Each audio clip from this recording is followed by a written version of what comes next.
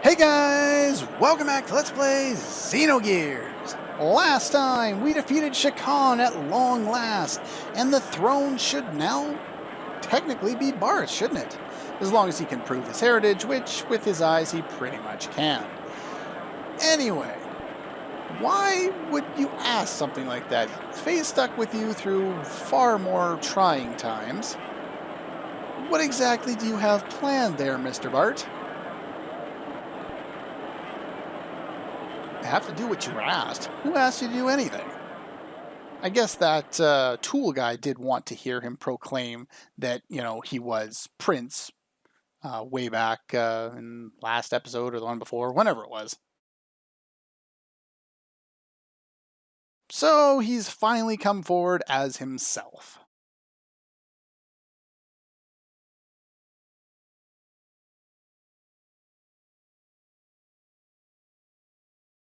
No doubt. Would you look at that? And if you remember the Kaiser, even though we haven't seen him in quite some time, of Kislev, he was kind of interested in drawing peace talks, at least to a little bit. He wasn't super bloodthirsty like Shakan was, so he should probably be open to something of a truce between the two, considering he had already worked toward that multiple times in the past. Would you look at that? Awesome. Well, so far that was all good. Yeah?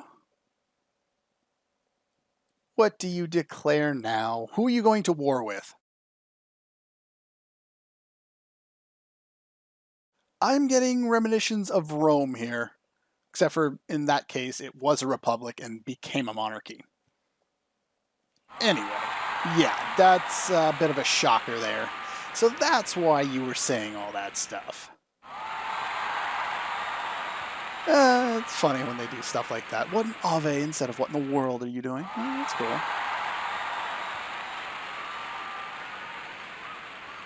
Yeah, no doubt. Two of you are free to go. You hear that applause in the background? It's not stopping. It's just they're lazy and they didn't just make it go on the whole time. Yeah. They've chosen you as their king. We're not going to bother with a democratic election. We're just going to say, oh, they seem to like me right now. I'm king now. Okay. I don't think anyone's going to fight him for it, though. He just freed the kingdom from an oppressive rule and ended a war. Yeah, I think he's earned that spot. Yeah, I don't think they're free to go anymore. I think he still needs some help. Now, if you remember, I think it's the last episode, we needed to open the doors with the Fatima Jasper, the eyes, but Bart only had one and Margie was already inside the room. Well, Sigurd was able to pose as that eye. Wonder how that was. Well, I said last time that we were going to deal with it soon, and soon is now. One thing I want to ask you, among many other things I'm sure I've asked you in the past. Where was Sigurd born? Apparently Mason knows what's going on here. Yeah, he kinda does have those. A long time ago. You were young at one point? Jeez. So, in his youth, a certain girl from a small religious sect east of Ave, a place, according to the Perfect Works, called Norn, N-O-R-N.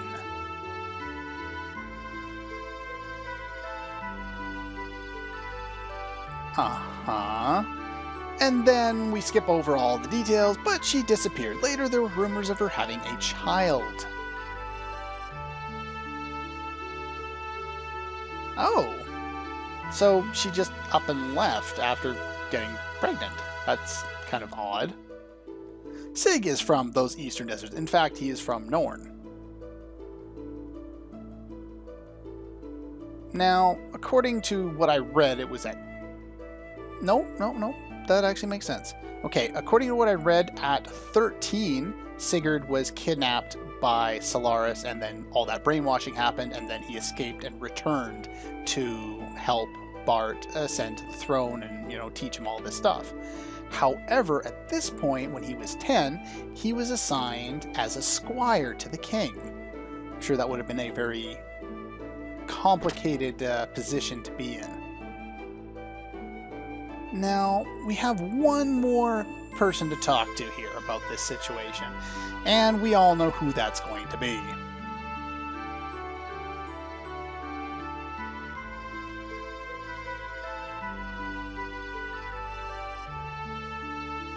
Yeah, there's a lot going on right now. Reclaimed your kingdom, started a republic, got elected, all in the span of what, 24 hours? What was your mother like? This, again, is also true. He's not hiding anything. She did die, and that is actually a good portion of why she kept Sigurd's identity secret and why she left.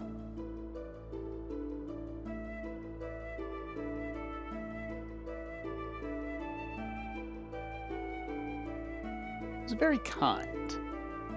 Yeah, she did not have long to live. And so I guess she must have known something ahead of time, which is why she left. At least assuming, that there was she left and still loved the king at the time. But yeah, she lived in constant fear of that, and as a result, even if she met someone she liked, her fear of death was her drawback. So maybe she was kind of paranoid about this ahead of time, maybe she knew she had some kind of an illness ahead of time, but yeah, that's, at least to my understanding, why she left the king. And she even worried about not being with her son. So yeah. What do you know about your father? He isn't supposed to know that I was born. Yeah. Even for not knowing, he still treated me like a son. Yeah, why didn't you tell him? Now, I don't know specifically, probably to save the king a heartache by the fact that she left and then had a kid that he never got to talk to, the king that is probably the reason why that information was hidden. Oh?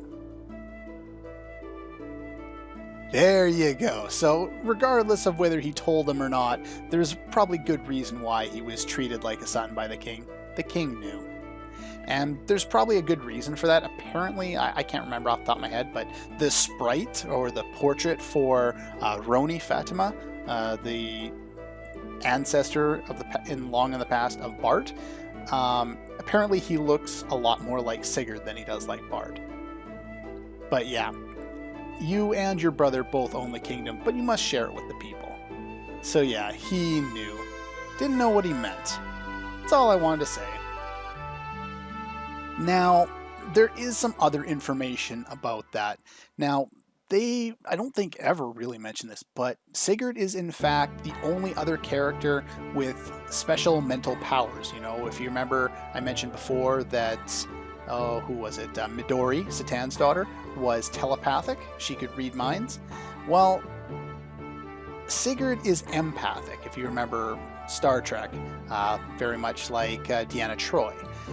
He senses emotions. Now, I don't know if this is something natural that he was born with. If so, it would probably be something that the people of Norn were known for, which would explain why he was kidnapped by Solaris in the first place as a representative of that specific race, that specific culture, whatever.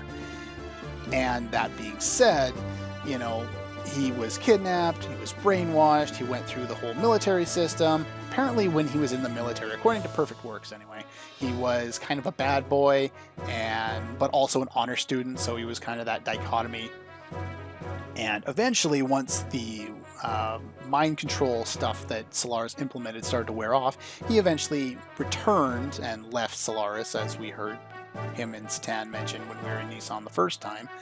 And they both left, and when Sigurd got back, even though technically he is the eldest son of the king, he could have gone for the throne himself, he decided that it made more sense to help Bart kind of train and become this figure, this king that he was kind of always designed to be.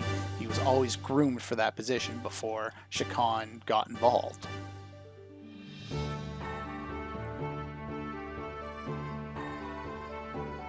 Anyway, we must destroy the other 2 gates to bring down Solaris. Is there anything else that I really need to mention? No, that's pretty much all I wanted to talk about Sigurd. Oh, there's one other thing. The Andvari, there is a mythological reference there. Apparently, that was the name of a dwarf in a Norse legend, and in that same legend, apparently Sigurd is a hero. But it doesn't really have any reference to what the characters do in the plot. They're just names very similar. It seems to be the Norse mythology is used around Bart a lot. Sigurd, Andvari, the Yggdrasil, many Norse myths kind of surround the whole kingdom of Ave, really. Anyway, we got to bring down those other 2 gates. That the gates form the points of a triangle. The one point was the mausoleum, the other 2 remain. We only know where one of them is. Yes, under the Ethos headquarters. However, can't really get at it. Yeah, it must be even further down. How the hell are we ever going to get access to that? It's nice that we can all sit at the boardroom table here. Chu-Chu? Not really a good idea.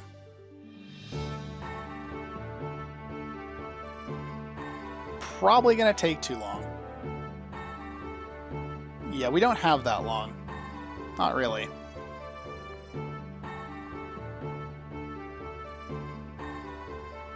That makes a lot of sense. Oh. God, you're stupid, Faye. He's not that dumb. I was like making fun of him. Because he is kind of clueless when it comes to certain things.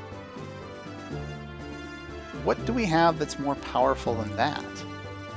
I guess Kepler's battleships or the Goliath. Thanks, Bart. But there isn't really a more powerful weapon on Earth, though if you remember 2 episodes ago, or 1 episode ago, or whenever it was, we do have access to one powerful weapon. How long is it going to take before they figure it out? Seeing something. Something you saw maybe an episode or 2 ago? Yeah! The big flying saucer ship that we managed to find, in addition to an Omni-Gear. That's a great find, by the way. Just like, we get 2 upgrades at once. Sweet. Anyway, so I guess it kind of has to hover in its current position, right? Can't really aim it down on the ground. How would it stay afloat? Yeah. Don't know how that's going to work.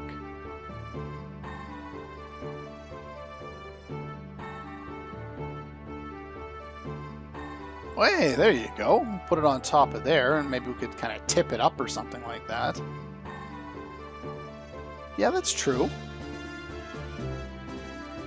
Makes sense. How can we move it?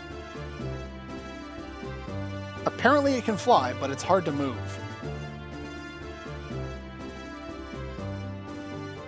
Well, there's a bunch of stuff in Babel. We didn't really pay a whole lot of attention because we were there doing other things. But yeah, if you remember, it did have a giant mirror on the outside of it. Any idea where we're going with this? Yes, video game logic. We love it.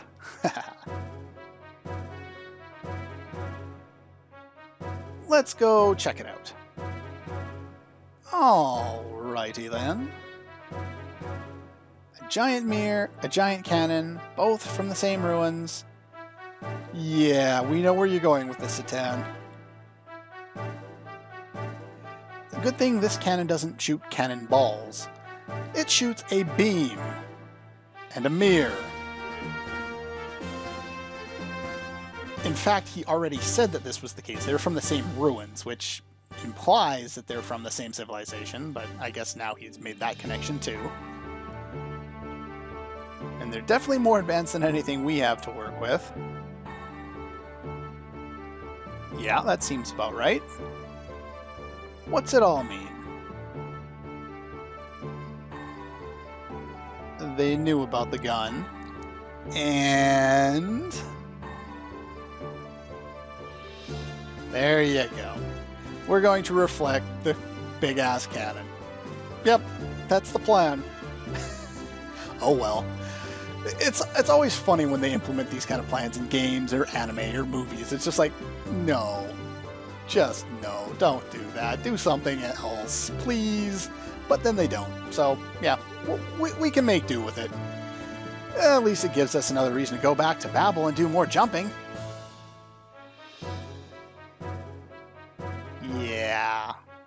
Yeah, it's not good that way either.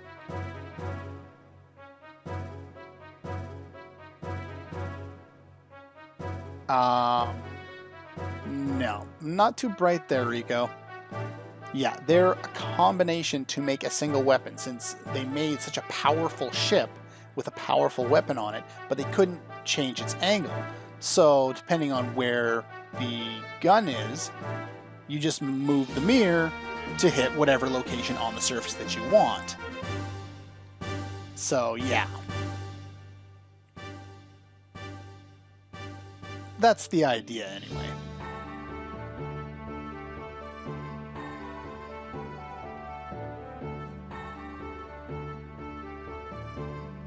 That, we don't know. Who knows what they could have done with it. Yeah, we can use them together, aim the gun at the mirror, fire, the mirror will reflect the beam onto the gate. Makes sense.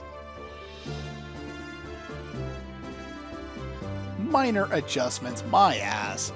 That would be so tedious and so difficult. Sigurd, you're bang on with that one. That would be ridiculous. I hope. Yeah, you're sounding a little less sure than you did a moment ago.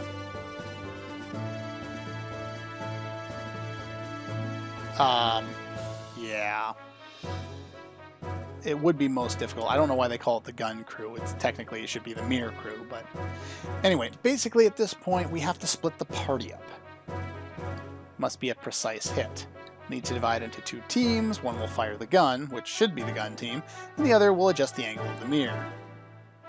Since this was my idea, I will take the dangerous part of adjusting the mirror. Yeah. Alright, we'll let you take care of that. Seems like your type of job. I don't know how, but oh well. Anyway, Faye's gonna help him out. And Ellie, feeling lonely, wants to go with them and is projecting. But, okay. So they go to Babel. We have no choice there. Billy, of course, will be firing the gun. That makes sense. And, I won't miss. Of course I won't. Why would you possibly miss? Yeah, you should go to the Jasper. It makes sense for you to go there. And Chu-Chu goes... No. No, please, no.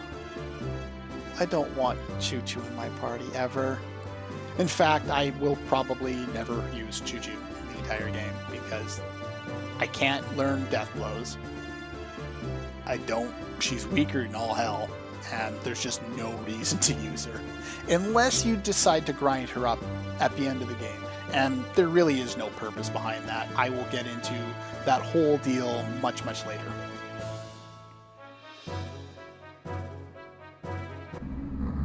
And of course we have to have another cutscene. Why not? Yeah, that's not helping your situation, is it? Remember, this is the Gazelle Ministry, or whatever they're called. They're the government of Shavat, or not Shavat, Solaris. Yeah. Now, Elru is a unique situation. Remember all of Ramses's flashbacks to Id kicking the crap out of him and a bunch of other gears, that was Elru. Now, this leads to something else. I think this is the only time they mention Elru. Dominia is the last surviving member of Elru. It's a location, a country, or whatever.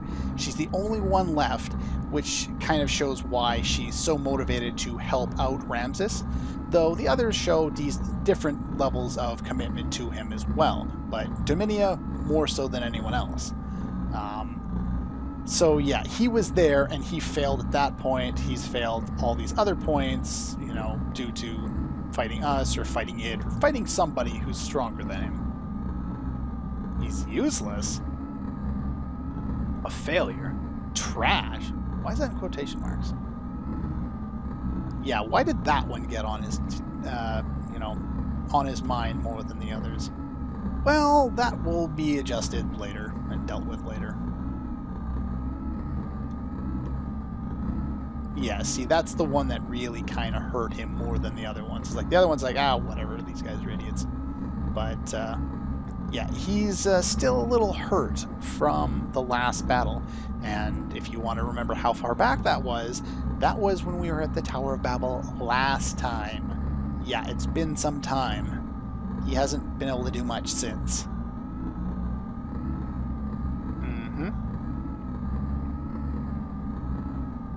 Intrinsic powers. And what are those? Oh, I guess it's kind of a hologram.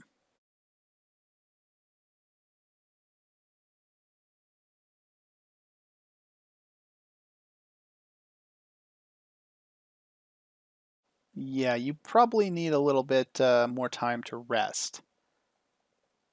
Oh. Yeah, see, these are the 4 elements that we fought at various points in the past. They all have different levels of devotion toward Ramses, and in a sense, it kind of mirrors the fact that the previous set of elements, people like Ellie, Satan, Sigurd, Josiah, all also had a great amount of devotion toward Ramses and his ideals. Now they've seen past all that crap, and these ones haven't. And they may have a different kind of situation. You know, with Ellie, I don't even think they really got to speak all that much together, at least at this point. I think they do later on sometime, but, you know, most of the other ones were all guys, and they kind of they understood Ramses and wanted to help him move forward, but these ones are a little more devoted than most of the guys were.